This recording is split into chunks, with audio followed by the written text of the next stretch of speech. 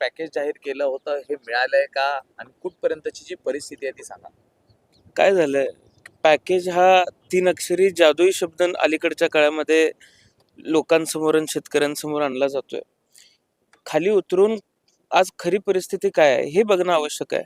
शेतकऱ्यांना जे पॅकेज दिलं गेलेलं आहे किंवा जे नुकसान भरपाई दिली गेलेली आहे, ती नुकसान भरपाई पूरक आहे का हे सुद्धा बघितलं पाहिजे. त्यामुळे निव्वळ पॅकेजच्या नावाखाली, निव्वळ पॅकेज सारख्या शब्दाच्या ओझ्याखाली शेतकऱ्यांना चिरडण्याचं काम शासनानं करू नये.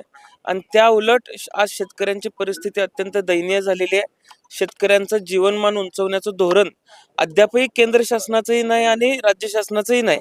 त्यामुळे दूरगामी विचार करून शेतकऱ्याचा विचार शासनानं केला पाहिजे, अशी प्रमुख मागणी 293 अन्वये मी करणार आहे. मदतीसाठी KYC हे महत्वाचं आहे असं म्हटलं जात आहे. आपल्या जिल्ह्यातली नेमकी KYC संदर्भातली परिस्थिती काय आहे?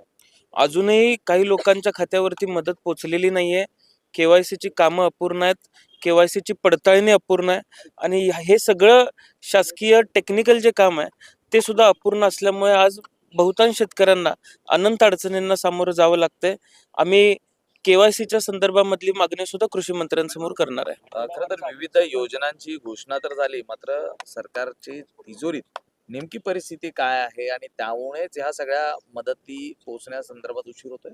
तर ज्या पद्धतीचं निधी वाटप झालेलं आहे, किंबहुना 31,000 कोटीचं पॅकेज आज माउंटिंग तेवढं 31,000 कोटीचं होतंय का, प्रत्यक्ष मदत शेतकऱ्यांना किती पोचणार आहे, या सगळ्या गोष्टींचा अभ्यास आम्ही आमच्या भाषणामध्ये मांडणार आहे आणि राज्याची खरी परिस्थिती ही लोकांसमोर आणण्याचा प्रयत्न आमच्या सर्वांचा असणार आहे. पुणे जमीन प्रकरणामध्ये पार्थ पवार यांना कोर्टाने शेतकऱ्यांना पोहोचलेली नाहीये. मला वाटतं की टेक्निकली गोष्टींमध्ये कुठेतरी गोष्टी वाढल्या जात आहेत आणि वेळकाढूपणा त्यात होतोय. नाही, जी अमाऊंट 31,000 कोटी ही प्रत्यक्ष शेतकऱ्यापर्यंत पोहोचणारच नाहीये. मुळात हा 31,000 कोटीचा आकडा तयार कसा होतोय याचा सुद्धा अभ्यास आपण सर्वांनी केला पाहिजे.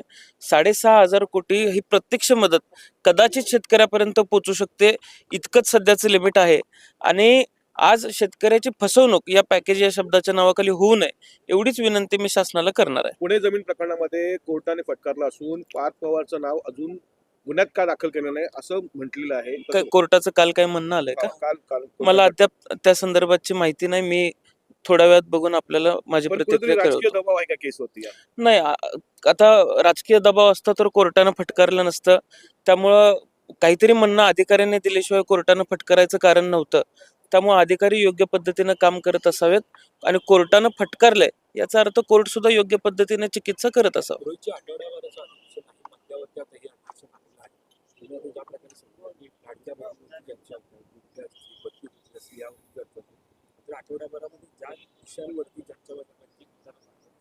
खरं तर अधिवेशन अजून काही दिवस वाढवून मिळायला हवं होतं.